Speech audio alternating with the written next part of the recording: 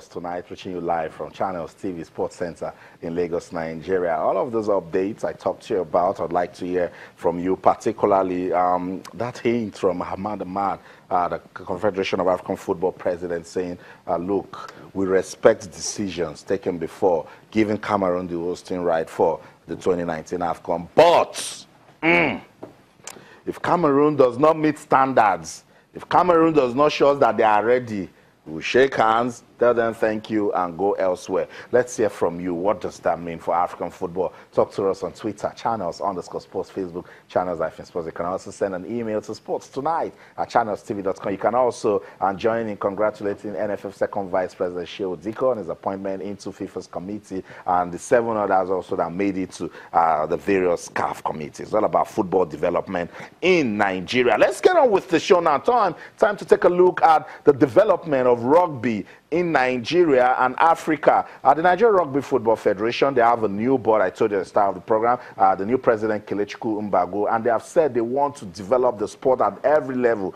In fact, coaching, refereeing, taking it back to the schools, even women's rugby, yes. Rugby that you think is one rough, tough sport. You need to see the ladies get involved in that one. Joining us now live in the studio to put clearer perspective on this issue, rugby in Nigeria and Africa, I have Simbarashi Danga. He's a world rugby educator. He's with us in the studio. Good to have you around. Thank you, sir. That's how I just say Simba.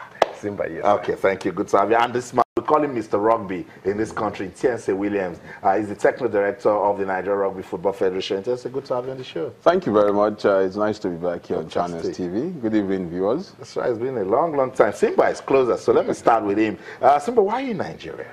We're here to try and develop and capacitate the Nigerian referees, third judges, and general officials. And what you've seen, are there prospects? My goodness, there is so much talent in Nigeria. You know, when you're out there, you think, you have it all. But what I've seen, or what we've seen with my other educator, Abigail, what we've seen in this country is amazing. The number of people, the number of coaches that are here who are willing to take up the sport, the number of players, ex-national team players, number of coaches who are in the schools in the different states. They're all coming through and they're wanting to officiate the game. It's amazing. You're from Zimbabwe. Yes, and I know Zimbabwe is also doing pretty good with their rugby. But before now, what was your take about rugby in Nigeria? I didn't think there was rugby in Nigeria. We forgive you. No, I knew there was rugby, but there were minnows. But judging from what I've seen in the recent past, and obviously what I've seen in the 3 days that I've been here, there is a lot of talent, and rugby in Nigeria is definitely on the way up. That's right. When you go back, tell them that these guys they mean business. They're doing some good things with their rugby, and that's what I keep telling you guys on this show. We need to take the pressure off football. And you see now someone from Zimbabwe saying, "I thought they didn't do anything. They were not doing anything with rugby, but now that I've seen." These guys, they mean business. Let's go to the man that can tell us more. In terms of, for this new board, what's the focus in terms of developing rugby? Well, first and foremost is actually to popularize the game, get Nigerians to know that there is this other alternative to football, which is also football, but called rugby football. And it could be played by just anybody, knocking off this toga of rugby being an elitist sport and taking it to the grassroots, taking it to our girl child, and making sure that in as many schools as possible in Nigeria, we are now playing the game of rugby. The female version of the game is actually our selling point right now, because Nigeria actually has a huge potential in getting Nigeria into the map of Africa or into the world in terms of rugby, using the female rugby. Just like our Falcons in the football are doing, our female in rugby have huge potential, and we're going to put in lots of energy in the coming year towards developing the girl-child rugby. For this year, we have this tournament which is here on us, the flagship of rugby tournament in Nigeria, which is called the Independence Rugby Tournament. it's now fast gained international dimension as we're having foreign teams coming in to come and slug it out with us. As of last year, Samurai came in and they actually ran away with the trophy. Now Cowries, who was more or less the Nigerian champions, and Barewa in Kanu, and Racing are actually saying to Samurai, this time around we are here for you. That's right. And the Nigerian spirit is not going to allow you to take this trophy. Particularly with what Simba has seen, we will even want them some more. But let me still get you talking and say, the independent rugby sevens, we use it to commemorate independence. Yes. I remember back in the day I covered that one. Yes. Why are we having it now? Well, it's still within the month of October. Okay. And our independence is 1st of October. Now, we are looking for a good timing. Before you fix tournaments such as this, you have to look at the calendars of the African rugby. Just recently they just finished the World Cup Commonwealth qualifiers, and you need some of those people to be a part of you. So we have to, adjust these things according to international calendars.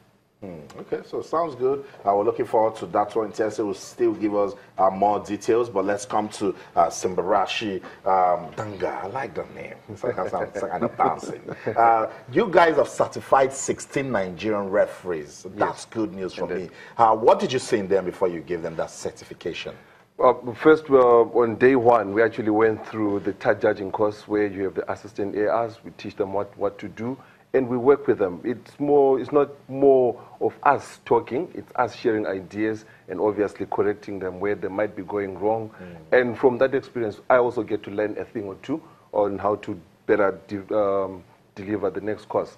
But we did the touch judging course first, and we hopefully in the coming 2 days, we'll also get to see them running touch and also being in goal. And then going on to the main one, which is the World Rugby Level 1 course. Okay. That is where we go through everything that has to do with the game, right from the planning, what do you do as a referee, how do you plan to actually go out and ref. Well, most people assume the referee just gets up and gets his whistle, go to the field. It takes a week to prepare for a game, just one game. And we went through that, what you need to do, what competencies you need to have, your physiological balance, your psychological balance, also your technical experience. You need to have all those components and what to look for in the game.